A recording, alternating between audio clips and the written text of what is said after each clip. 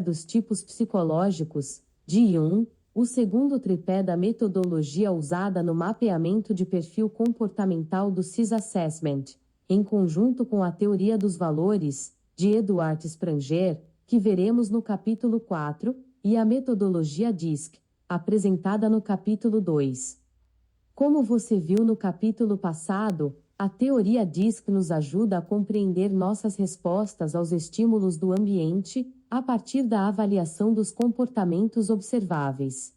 Já os tipos psicológicos, de Jung, vão nos permitir analisar nossas preferências pelo meio interno ou externo, e compreender a maneira como captamos informações e as julgamos. Tanto DISC quanto os tipos psicológicos, e assim também a teoria dos valores, que vamos apresentar no próximo capítulo, são teorias independentes, mas ganham excepcional relevância quando usadas na perspectiva do CIS Assessment, sobretudo por oferecer ao avaliado uma perspectiva mais ampla e profunda sobre si mesmo.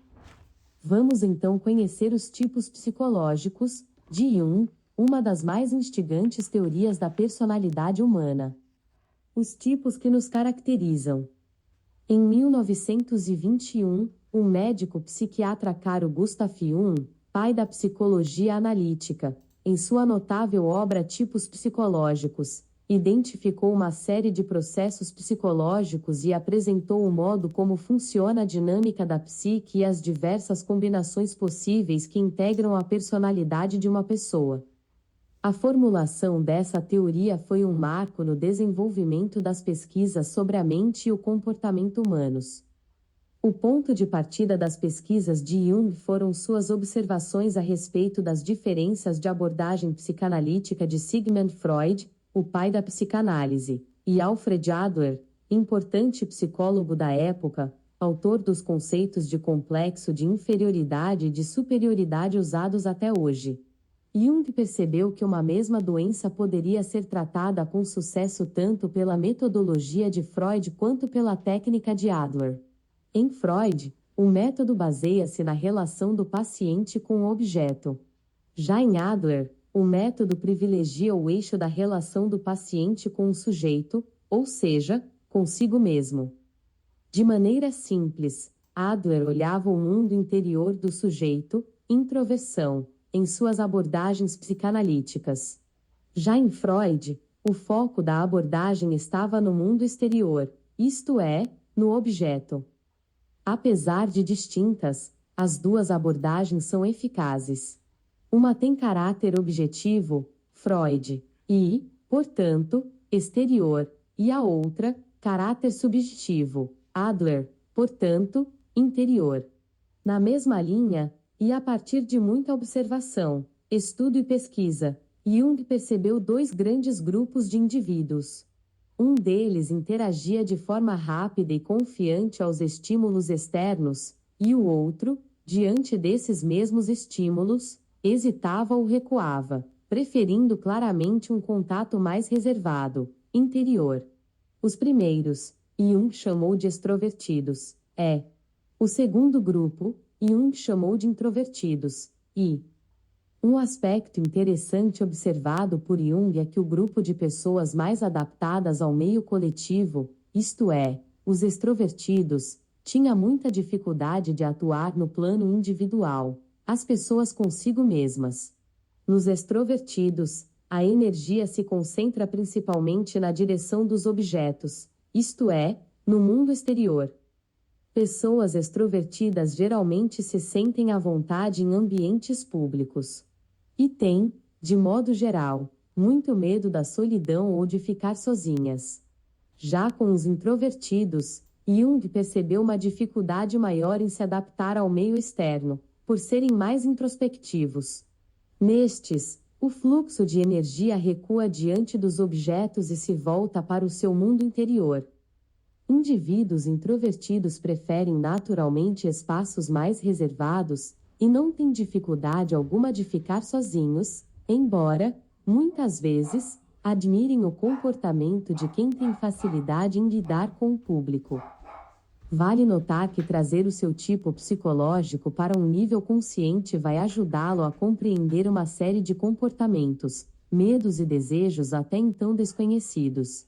Jung sabia muito bem o que estava fazendo. Na definição do autor, os tipos dizem respeito aos interesses e principais referenciais do indivíduo. Estão relacionados ao jeito como a pessoa age, ou reage, diante das situações. Jung, Tipos Psicológicos, 1967, página 551. São aqueles comportamentos que você faz e não consegue controlar. São, como escreveu o autor, instintivos. Por exemplo, a forma como você ou uma pessoa capta a informação é algo que nem ela e nem mesmo você controlam. Você simplesmente captam e recebem a informação. E isto é algo que já está no indivíduo, faz parte dele. É justamente essa predisposição que será identificada na análise do perfil. Antes de seguirmos adiante, é necessário conceituar duas definições fundamentais quando falamos de tipos psicológicos. Veja no quadro a seguir. Pessoas extrovertidas geralmente se sentem à vontade em ambientes públicos. E têm, de modo geral, muito medo da solidão ou de ficar sozinhas. Atitude. Podemos definir a atitude pela forma como o indivíduo recarrega sua energia, ou até onde ele concentra sua atenção. Ela pode se voltar para o mundo externo, ou para o interno. Função psicológica. Diz respeito às aptidões e tendências dos indivíduos nos relacionamentos deles consigo mesmos e deles com o mundo. A maneira como uma pessoa reage ao mundo se deve, entre outras razões, à herança genética, às influências familiares e às experiências que o indivíduo teve ao longo da vida. De acordo com Jung, as pessoas podem ser avaliadas e compreendidas a partir de duas formas básicas de atitudes: extroversão e introversão, e essas atitudes se expressam por meio de 4 funções psicológicas, FP. Duas delas são ligadas à percepção, 1, sensação, S, 2, intuição, N. E as outras duas ligadas ao julgamento, 3, pensamento, T, e 4, sentimento, F. Para ficar mais clara a relação entre diferentes personalidades, trazemos um exemplo. Imagine que seus amigos e familiares tenham preparado um aniversário surpresa para você. Ao chegar em casa, você é recebido por várias pessoas. Qual será a sua atitude? Cumprimentará a todos um a um, dará saltos e gritos de alegria e entrará na algazarra. Ou tomará um susto, não sabendo como reagir ou para quem olhar, pois só o fato de ser o centro das atenções o deixará incomodado. Com qual personalidade você mais se identificou? Se a sua reação for a primeira, possivelmente você é uma pessoa extrovertida. Se você se identificou mais com a segunda situação, é provável que seja uma pessoa introvertida. Esses exemplos mostram que o sentimento, o anseio de manifestar sua atitude preferencial, estará sempre com você, pois já está formado em seu inconsciente. Essas preferências se estabelecem no indivíduo devido a uma série de razões. Entre elas estão a herança genética, o meio familiar e as próprias experiências que a pessoa construiu ao longo da vida. Mas, quando temos autoconhecimento e maturidade, torna-se possível controlar a manifestação dessas atitudes. Agora, um ponto importante neste capítulo você vai perceber, em todo o livro, a análise do perfil não tem por objetivo mudar o que você é ou o que qualquer outra pessoa é. O que buscamos é ajudá-lo a compreender que os seus comportamentos são manifestações da sua personalidade, que se estabelece na prática a partir das suas atitudes e funções psicológicas. Se você compreender isso, entenderá mais facilmente o comportamento do outro, e com isso se relacionará com ele de modo mais eficaz e harmonioso. A maneira de captar a informação é inconsciente. E a atitude também é inconsciente, no sentido de que ninguém escolhe ser introvertido ou extrovertido. Porém, o comportamento que decorre dessa atitude pode, e deveria, ser consciente. Por exemplo, Muitas pessoas tidas como introvertidas preferem não se expor em público. Em geral, não gostam de dar palestras, dançar na frente dos outros, etc. Preferem se recolher e quase sempre agem de forma reservada. E isso, em si, não é bom nem ruim, pois apenas expressa o que a pessoa é. Ocorre que há situações em que é necessário romper essas barreiras. Se você precisar falar em público, numa situação importante ou especial, precisará se expor e se apresentar. O mesmo ocorre quando o excesso de extroversão atrapalha. Às vezes é preciso se conter, se policiar até. Se você consegue fazer isso, então é capaz de dominar o seu tipo e usá-lo a seu favor. Isso não mudará em nada o que você é na essência, mas quando for necessário, ainda que circunstancialmente, você será capaz de romper qualquer barreira. O fato de você tomar consciência disso já lhe permite começar a refletir sobre o seu comportamento e, dessa forma, melhorá-lo e dominá-lo a ponto de saber usar suas características a seu favor. Essa foi a premissa metodológica para o desenvolvimento da teoria dos tipos psicológicos.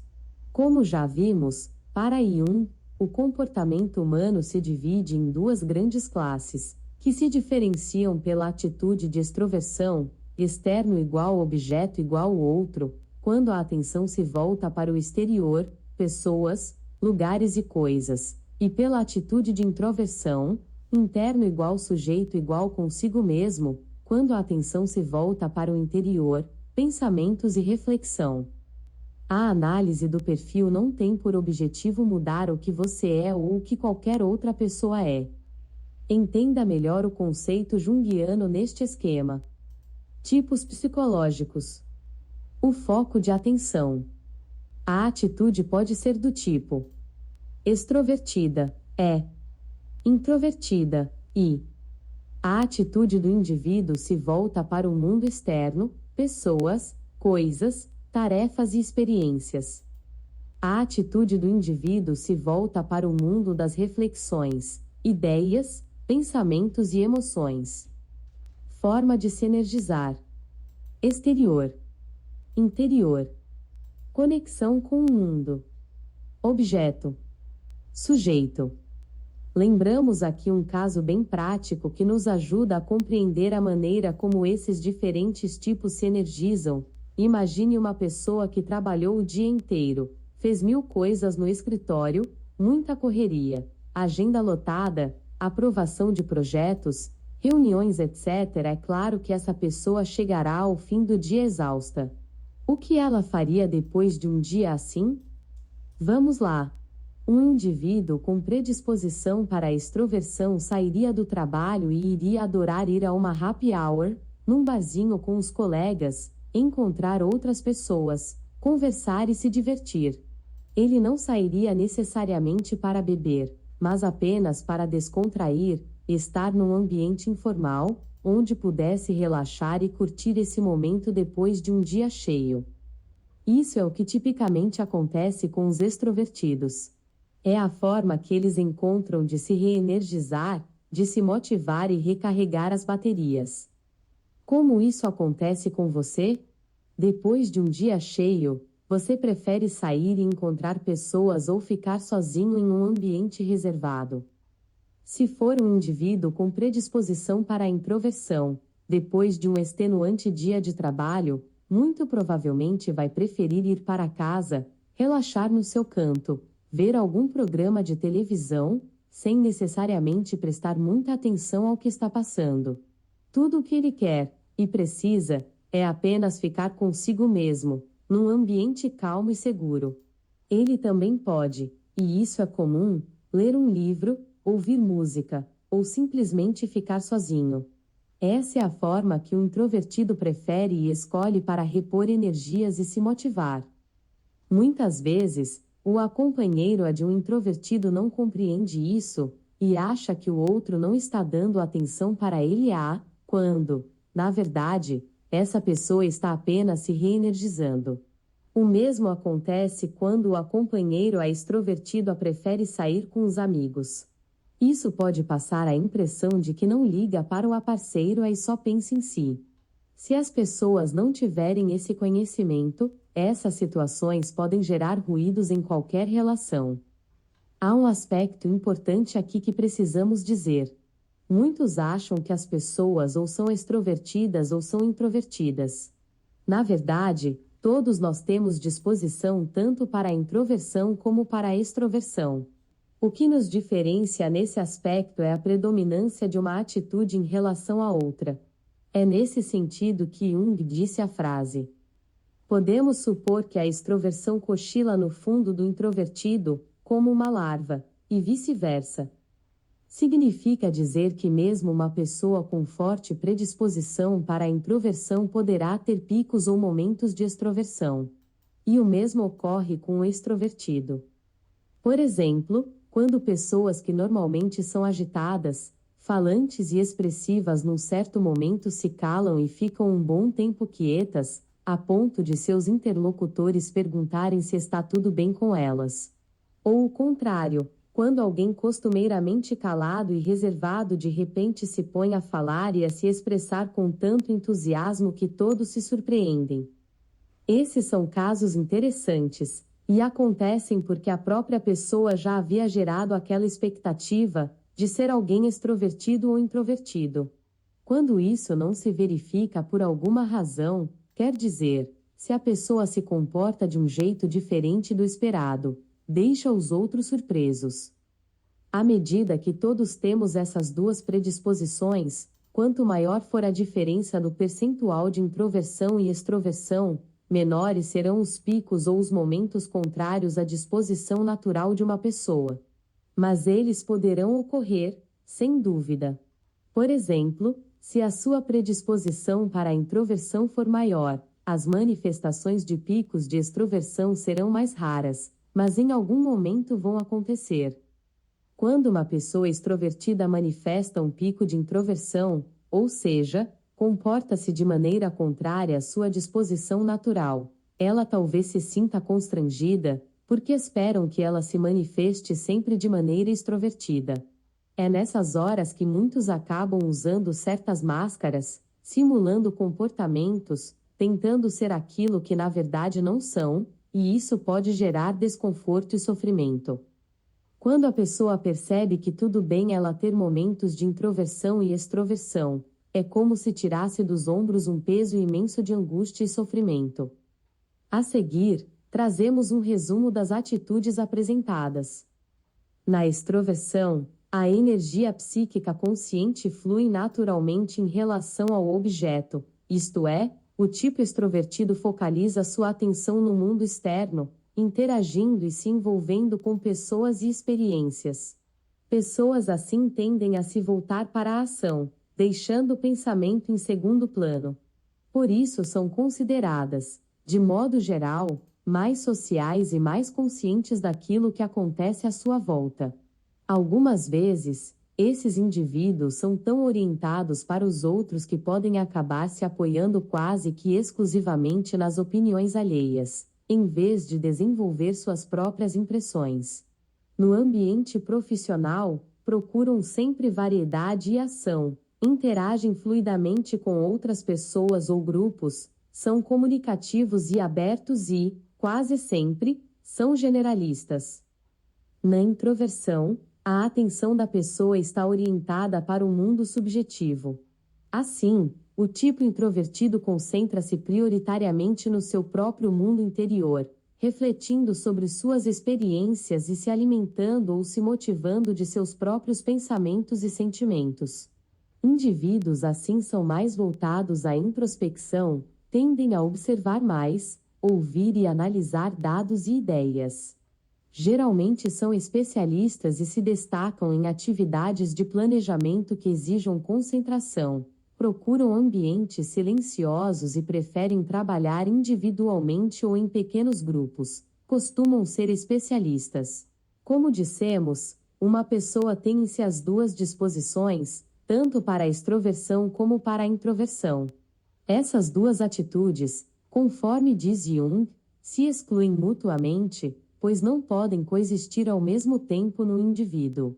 Porém, elas podem se alternar, e isto de fato acontece com frequência, de modo que uma dê lugar à outra.